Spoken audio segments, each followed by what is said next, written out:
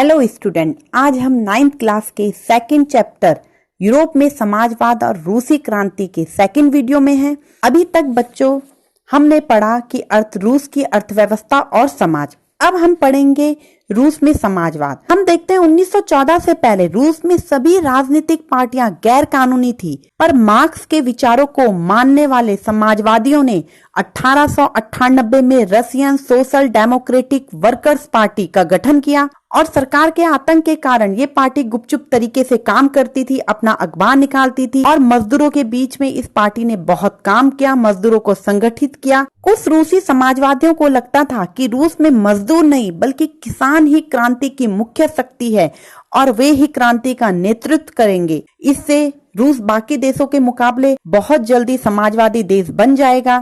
किंतु 19वीं सदी के आखिर में रूस के ग्रामीण इलाकों में भी समाजवादी काफी सक्रिय हो गए। सन 1900 में उन्होंने सोशलिस्ट रेवोल्यूशनरी पार्टी का गठन किया और इस पार्टी ने किसानों के अधिकार के लिए बहुत काम किया।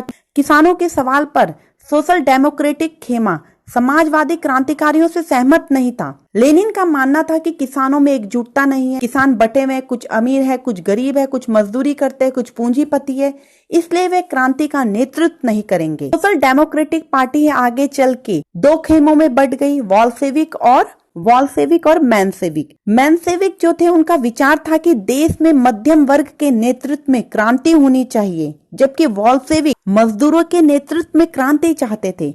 मेंशेविक पार्टी में सभी प्रकार के लोगों को भर्ती करने के पक्ष में थे, वे चाहते थे कि सभी को पार्टी में भर्ती किया जाए, जबकि वॉल्शेविक सुसंगठित पार्टी का निर्माण करना चाहते थे जिसके सदस्य अनुशासित और सक्रिय रूप से पार्टी के लिए काम करें। और जो वॉल्शेविक पार्टी थी इसके नेता लेनिन थे।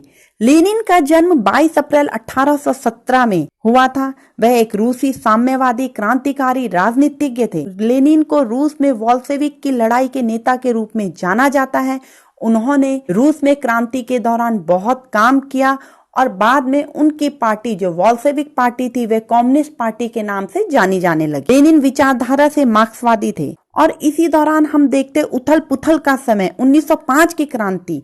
जैसे कि बच्चों हम जानते हैं कि क्रांति के रूस में क्या कारण थे, क्योंकि वहां का जो राजा था वह बहुत ही निरंकुश था, उसके ऊपर कोई अंकुश नहीं था। और उस समय यूरोप के जो राजा थे जैसे कि फ्रांस के, इंग्लैंड के, वे संसद के अधीन थे, जबकि रूस का जार राष्ट्रीय संसद के अधीन नहीं था और इसके लिए उदारवादी काम कर रहे थे। और उनका साथ जदीदी इस शब्द को थोड़ा सा आप समझिए। जदीदी जो मुस्लिम थे और जो आधुनिकीकरण के समर्थक थे। रूसी साम्राज्य में सक्रिय मुसलमान जो थे, जो चाहते थे कि सुधार हो, वह जदीदी थे और इन्होंने भी समाजवादियों का पूरा साथ दिया। रूसी मजदूरों के लिए 1904 का साल बहुत ही बुरा रहा, क्योंकि जरूरी चीजों की कीमतें तेजी से बढ़ रही थी और वेतन घटता चला जा रहा था।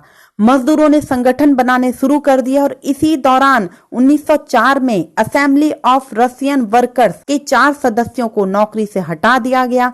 मजदूरों ने आंदोलन छेड़ दिया और फैक्ट्री मजदूरों ने भी इनका साथ दिया। अब मजदूर काम के घंटे घटाकर 8 घंटे किए जाने और वेतन में वृद्धि करने की मांग कर रहे थे। अपनी कार्य स्थिति को सुधारने की वह मांग कर रहे थे। ये सब मांग करते हुए सारे मजदूर हड़ताल में चले गए और मजदूरों के इस जुलूस का साथ किसने दिया? पादरी गैपोन। उन्होंने मजदूरों का साथ दिया और ये जुलूस विंटर पैलेस राजा के महल के सामने पहुंचा तो पुलिस और राजा के जो सैनिक थे उन्होंने इन पर हमला कर दिया। इसमें 100 से ज्यादा मजदूर मारे गए और 300 से ज्यादा मजदूर घायल हो गए। ये घटना इतिहास में खूनी रविवार के नाम से जानी जाती है, क्योंकि ये घटना 1905 में रविवार के दिन हुई थी, इसीलिए इसे खूनी रविवार या ब्लडी संडे कहा जाता है। सारे देश में हड़ताल चलने लगी। नागरिक स्वतंत्रता के अभाव का विरोध करते हुए विद्यार्थियों ने भी अपनी कक्षाओं का बहिष्कार कर दिया।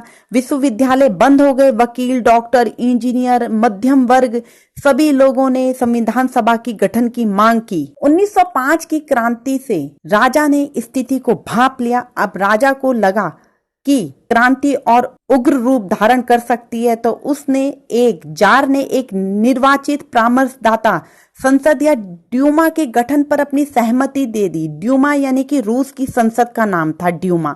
अब मजदूरों की बहुत सारी ट्रेड यूनियनें और फैक्ट्री कमेटियां भी अस्तित्व में आई, परंतु हम देखते हैं कि जार ने पहले ड्यूमा को केवल 15 दिन के भीतर और दूसरी ड्यूमा को 3 महीने के अंदर ही बर्खास्त कर दिया। जार क्योंकि अपनी सत्ता पर किसी भी तरह का अंकुश नहीं चाहता था, अब मतदान करके कानून में फेरबदल करके उसने तीसरी ड्यूमा में रूढ़िवादी पुरानी विचारधाराओं को मानने वाले राजनेताओं को भर दिया, जो कि वह जार का समर्थन दे। पहला विश्व युद्ध और रूसी साम्राज्य, इसी दौरान प्रथम विश्व युद्ध छिड़ जाता है। 1914 में पूरा यूरोप 2 खेमों में बट गया है। एक खेमे में जर्मनी, ऑस्ट्रिया, तुर्की जिसे केंद्रीय शक्ति कहते हैं, दूसरे खेमे में फ्रांस, ब्रिटेन, रूस, बाद में इटली और रोमानिया भी शामिल हुआ और युद्ध छिड़ गया। इसी को हम प्रथम विश्व युद्ध के नाम से जानते हैं। शुरू में युद्ध में रूसियों ने भी बहुत समर्थन दिया जार का, किंतु जैसे जैसे युद्ध लंबा चला तो जार ने ड्यूमा और जो मुख्य पार्टी थी उनकी सलाह लेना छोड़ दिया, जिससे उसके प्रति जन समर्थन कम हो गया। और हम देखते हैं कि रूसी सेनाएं जर्मन और ऑस्ट्रिया से बहुत भारी पराजय उसे झेलनी पड़ रही है, इसीलिए उनके अंदर जर्मन विरोधी भावनाएं भी बहुत तेजी से भड़क रही है। इसका दूसरा कारण ये था कि जो जार की पत्नी जारीना थी वह भी जर्मन मूल की थी। उसके ऊपर उसके घटिया सलाहकार जो रासपुतीन नामक एक सन्यासी था उसका प्रभाव था। जारीना बड़े ऐसो आराम से रहती थी, उसे रूस की जो जनता की बेहाली थी उससे कोई मतलब नहीं था और जार पर जारीना का प्रभाव था। इसीलिए जनता जर्मन मूल के किसी भी नाम से या व्यक्ति से बहुत ही नफरत करती थी। इसी कारण उन्होंने सेंट पीटर्सबर्ग जो राजधानी थी उसका नाम बदलकर पेट्रोग्राद रख दिया। युद्ध लंबा खींचने के कारण और रूस की हार होने के कारण सिपाही भी युद्ध से तंग आ रहे थे, अब वह लड़ना नहीं चाहते थे और इस युद्ध के कारण रूस के जो उद्योग धंधे थे जो पहले ही बहुत कम थे वहां, वह भी खत्म हो रहे थे, उन पे बहुत बुरा असर पड़ रहा था और जो बाहर से सामान मिलता था वह आना भी बंद हो गया, क्योंकि उस रास्ते पे जर्मनी का कब्जा था। जो अधिकतर पुरुष है वह सब युद्ध में चले गए। देश भर में मजदूरों की कमी पड़ गई। जरूरी सामान बनाने वाली छोटी छोटी जो वर्कशॉप थी वह सब ठप हो गई।